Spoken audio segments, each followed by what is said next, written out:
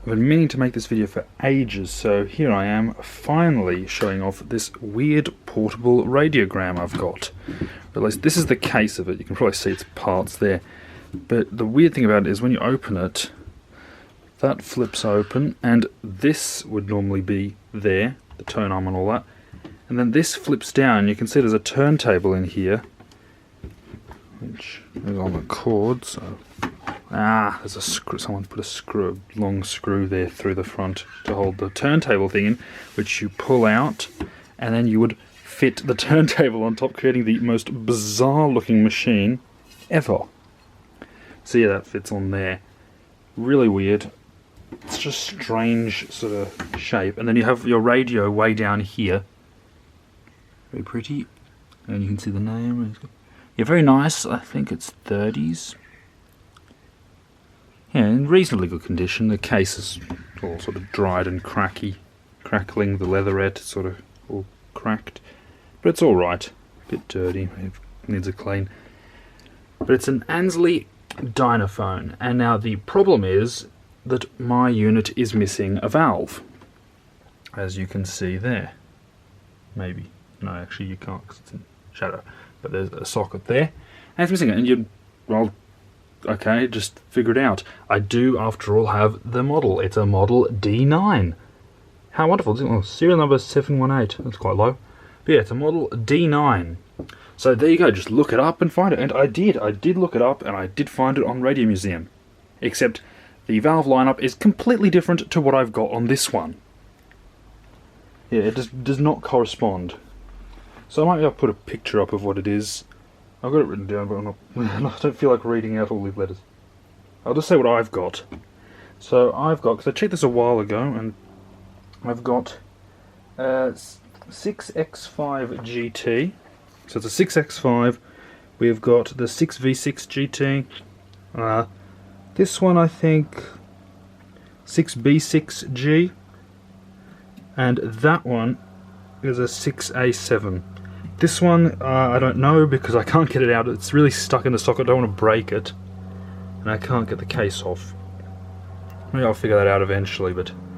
yeah, the socket is different to the rest. It's screwed in, the others are riveted in, and it looks different from the base as well. So I don't know what's going on there. And then one mystery one, so I don't know what valve it's meant to have. It's really weird.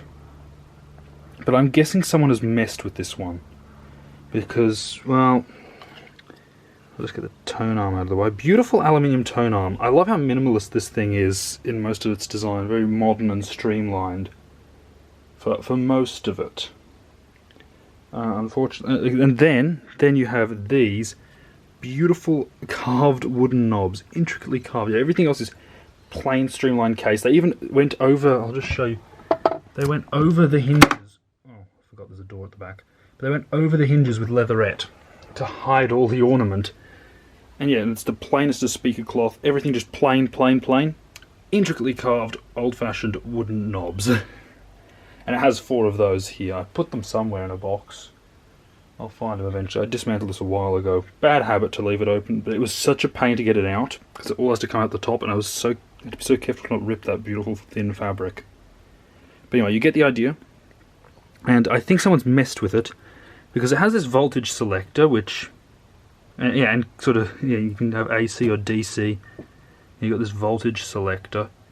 But then you've got these switches of 220 and 110, an on-off switch. That one could be original, but this one does not look original at all. And the wire has been changed. The transformer is a local brand, if it focuses. So that's been replaced. And it is just, I think someone has worked on this and adapted it, maybe because it didn't run on 220 volts or 240 volts. But I'm guessing it didn't run on 240 volts AC and had to be modified or something. Because again, it uses one of the old-fashioned electric motors with a governor, so that wouldn't pose much of a problem. You can just recalibrate it, really. But yeah, I can't get this to work without the right valve, but I have no idea what valve this thing would use. So that is really my predicament. So if you know, if you can figure it out, that'd be really helpful. Because I have no idea. And there's one other really odd thing about this, is if it focuses, the whole chassis of this radio. Okay, I have no idea what's there. The whole chassis of this radio is made of this intricately engraved Art Deco pattern metal. The whole thing, it is just beautiful. And I didn't even realize this until I opened the back, and it was, you know, in bright light, and I saw it all. It's a bit corroded on the back, so it's harder to tell. But yeah, I got such a surprise because you can barely see the chassis on this one. Only in the back when you open it to, I think, presumably originally stowed the power cord in there. And it's just, why? For something that's where it's all at the bottom and it's completely encased from view. Although I think I have seen this on a big cabinet radio that used this, but it's just so odd. I just don't get it. I just don't get why you would use such beautiful metal for something that they're not going to get shown. Anyway, that's probably the least weird thing about this. But it's such a strange design. I'm not sure if the one on Radio Museum, I don't think they had a picture of this exact model. They had a picture of another one that was similar but had a different tone arm and all that. Although this is a tone arm they used, because I think I've seen it on some other record players. But Ansley Dynaphone made some really weird radiograms.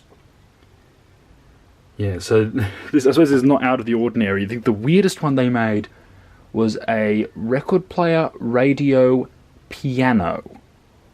It's this, yeah, and I think an sort of, yeah, from the 30s or 40s or something. And it's an electronic piano, I think it's 40s, electronic piano or something, that has a record player in it and a radio. It is just so weird. Unfortunately, it wasn't a great success, so I have no hope of finding one. But I just find it, I don't play the piano anyway, but it'd just be hilarious. Just such a weird combination. But I think this thing is just bizarre.